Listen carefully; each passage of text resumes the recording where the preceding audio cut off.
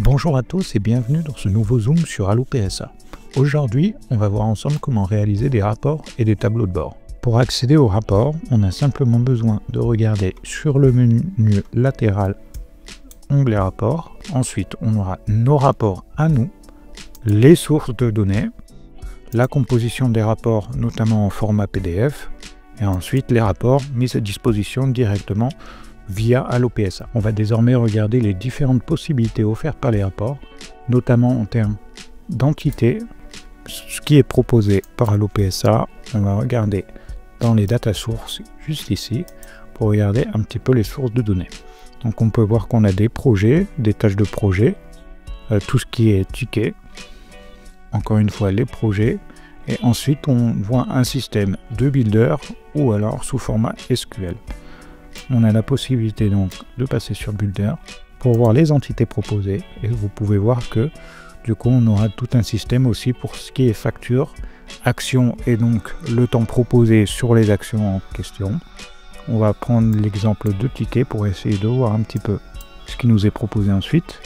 On peut voir qu'on a la possibilité de rajouter les colonnes à afficher. Imaginons on va ressortir les tickets et pourquoi pas les agents. Voilà le nom de l'agent. On va regarder une prévisualisation et vous voyez que nous avons les tickets qui sont directement associés à l'agent. Ensuite, ce qu'on peut faire, on peut rajouter des critères de sélection. Imaginons l'agent, on va uniquement chercher pour mes tickets par exemple. Voici, on actualise et on voit que nous avons que nos tickets. On va retirer cette notion là et on va pouvoir aussi constater la partie graphique. Vous pouvez voir les différentes propositions actuellement.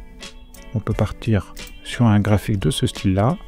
On va rajouter du coup les données au niveau de l'agent et l'axis Y sur les tickets. Au niveau des tickets, on va vouloir comptabiliser le nombre de tickets à ce niveau là par agent du coup, vu que ça sera trié. On va faire une petite prévisualisation et voici. Vous pouvez voir du coup les différentes statistiques. On va pouvoir changer le format, par exemple, on va mettre celui-ci et vous voyez une différente présentation graphique. Imaginons on va vouloir sélectionner du coup de nouveau sur notre critère les agents et on va rajouter un filtre de date. On va par exemple faire juste ici, donc de nouveau l'agent, on va pouvoir le filtrer là et nous pourrons également au moment de la prévisualisation rajouter un filtre. On va rajouter du coup ces deux agents et on va choisir au niveau de la date de création une période définie qu'on va prendre par exemple en janvier, le 1er janvier, le 31 décembre imaginons, et voici. Et vous pourrez voir en rajoutant la colonne date et en actualisant que vous avez la date qui ressort et qui sera bien concernée sur 2024. Voici à ce niveau là. Ensuite vous aurez la possibilité de partir sur du SQL qui nous ouvrira du coup la page en question.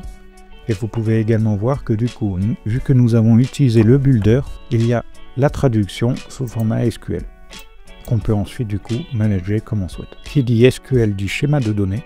Par rapport à ça, nous avons la possibilité de regarder soit en ligne en regardant par exemple SQL schéma AlloPSA. On verra du coup les différentes données qui vont s'articuler à ce niveau. On peut par exemple ouvrir le diagramme et vous pourrez naviguer en haut sur les assets, sur les tickets. Vous pouvez un petit peu regarder tout ça et vous aurez du coup une interface un petit peu plus graphique, voilà, à ce niveau, et vous avez tout ce qui est jointure, les éléments à ce niveau là. Ce sera à vous de votre côté du coup de regarder en termes de requête SQL ce que vous voulez faire, et vous avez aussi, si vous regardez au niveau des rapports personnalisés, voici, vous recherchez table et vous avez la possibilité d'avoir toutes les tables et les colonnes. Imaginons du coup nous souhaitons ressortir la table qui sera du coup ticket. La voici, on actualise et vous pouvez voir tous les champs disponibles pour la table de ticket. Vous pourrez voir du coup l'idée de statut, de symptômes du coup qui sera le titre, de nom d'utilisateur, d'identifiant ticket et ainsi de suite. Vous avez aussi la possibilité de conserver certains rapports qui sont directement mis à disposition. Vous avez tout simplement à aller sur un rapport et ajouter à votre librairie. En ajoutant cela, vous avez la sauvegarde qui est en cours, vous retournez dans vos rapports et vous verrez du coup l'onglet qui était actuellement utilisé par ce rapport-là qui va passer ici. Donc là c'est au niveau de la database et le rapport qui se met sur votre livret. Ça vous servira notamment pour faire une petite copie en local et faire vos modifications que vous souhaitez réaliser. Donc que ce soit via des rapports qui sont extraits en SQL ou alors via le builder. Il y aura de tout. Nous allons maintenant regarder un petit cas pratique où on va créer un rapport en utilisant le builder. Temporairement, malheureusement, le builder sera uniquement disponible en anglais, donc il faudra changer la langue de votre interface uniquement pour votre compte utilisateur et non pas pour l'entièreté des utilisateurs d'AlloPSA. Vous avez donc sur votre compte, mon compte, dans les préférences, on va cliquer sur modifier et nous allons changer le paramétrage. Moi c'est déjà fait pour mon cas et on va passer du coup sur la construction d'un rapport. On va donc dans rapport, new, le test de ticket. On va pouvoir choisir le groupe. Là vous voyez qu'on en a 4, ce sera les 4 sur la gauche. Vous pouvez très bien créer une nouvelle catégorie et l'épingler tout en haut. Vous voyez que les 3 au fond sont épinglés. Par exemple mettre test vidéo, on va le sauvegarder et l'épingler et vous voyez qu'il est affiché. Malheureusement à l'heure actuelle vous ne pouvez pas choisir l'ordre, ce sera donc par ordre alphabétique. On choisit ensuite la source sur le builder, on va choisir l'entité ticket et nous allons commencer la conception du coup de notre rapport en ajoutant par exemple l'idée, la date de création, la date de clôture. On va regarder un peu plus en bas les différents champs que vous pourrez d'ailleurs voir. Souvent ils sont en anglais parce que forcément on a changé la langue. Et vous pouvez aussi rechercher. On va par exemple prendre le statut, le sommaire qui sera le titre, l'agent. On va regarder encore ce qui nous est proposé. Vous voyez effectivement aussi que vous avez la notation CF qui sera en fait les champs personnalisés. Donc vous pouvez totalement créer vos propres champs et utiliser des outils de statistiques dessus. Voici donc les différentes possibilités. On va du coup choisir aussi le client, le nom, et par exemple le type de ticket. Voici. Vous pouvez aussi changer l'ordre du coup. Imaginons on veut les dates de fin après le statut, on veut le sommaire avant, le nom de l'agent, le client au début, et le type de ticket à la fin. On va aller sur la prévisualisation et vous voyez du coup que les informations sont contenues ici. La date de fin forcément est renseignée si votre statut est fermé ou clôturé et vous pouvez également choisir des filtres qui seront juste ici et ensuite la période de rapport. Donc ça sera catégorisé par date du coup. Vous pouvez utiliser tous les champs disponibles. Et imaginons on va utiliser uniquement la date de création sur cette année. Donc les dernières à la limite 12 mois en incluant ce mois. Voici. Vous avez aussi la possibilité de filtrer par date. On va du coup cliquer juste ici et vous voyez que les dates changent. Là on passe début décembre. On va sauvegarder, on va aller retrouver notre rapport juste ici et on a fait un petit oubli, on va ajouter le groupe. On re-sauvegarde, on va rééditer notre rapport pour ajouter un graphique. On va essayer par exemple de calculer le nombre de tickets qui sont sur les différents statuts. On édite et on va créer notre graphique. On choisit donc le statut, les tickets qu'on va comptabiliser, on prévisualise et on voit le détail. Maintenant on veut sélectionner l'ajout et l'affichage des quantités. Vous voyez que ça s'ajoute. Vous avez aussi la possibilité de choisir les 10 plus grands statuts. Là vous voyez donc la totalité, on va en rajouter uniquement 3. Donc là ça va ressortir nos 3 plus grands statuts. Vous voyez du coup les plus grands en quantité qui sont associés. Vous avez la possibilité ensuite d'envoyer directement ces rapports, directement par mail.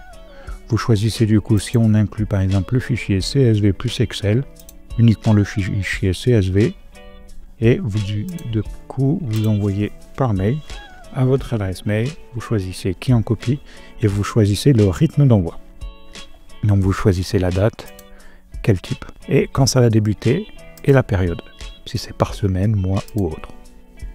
Ensuite vous sauvegardez, et l'envoi du coup sera fait automatiquement sur l'adresse mail associée. Vous avez aussi la possibilité de restreindre l'accès à ce rapport Là, vous voyez du coup que ça sera uniquement pour moi. On va décocher.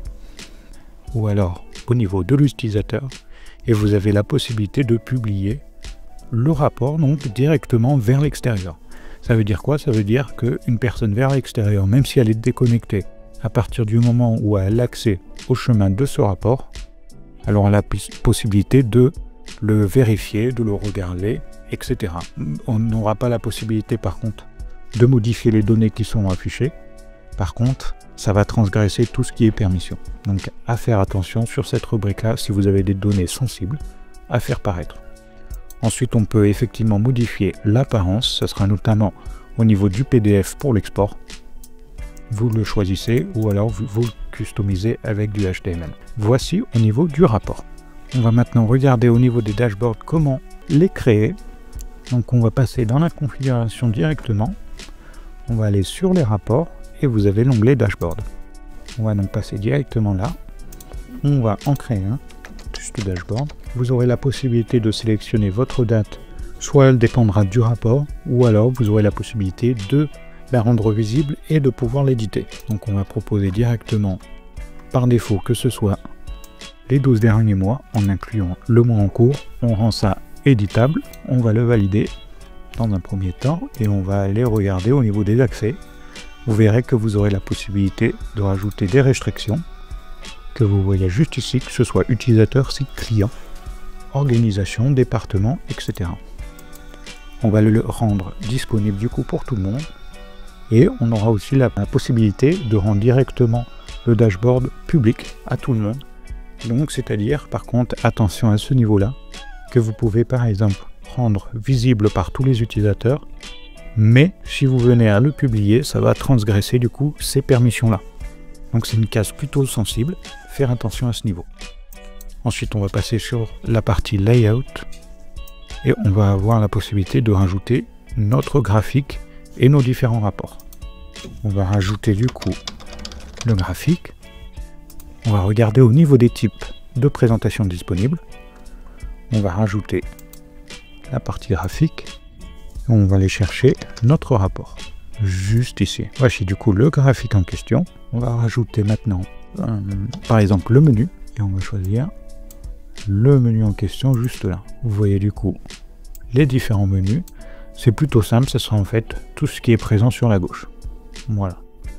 On a la possibilité de le faire. Vous verrez qu'on a aussi plusieurs éléments disponibles.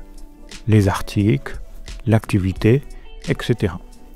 Les différentes vues de tickets aussi, si vous voulez passer sur des vues un peu plus projet. Maintenant, on va utiliser toujours le même graphique. Par contre, on va le présenter sous le format de colonnes qu'on avait vu avec le détail au complet. On va ajouter détail et voici. Juste ici, voilà. On va le sauvegarder. Par contre, on va faire un petit edit parce que là, du coup, on a conservé uniquement les 3 plus grandes valeurs. Donc, on a bien sauvegardé. On va passer sur le rapport en question. Ainsi, on va aller juste ici, décocher. On va sauvegarder.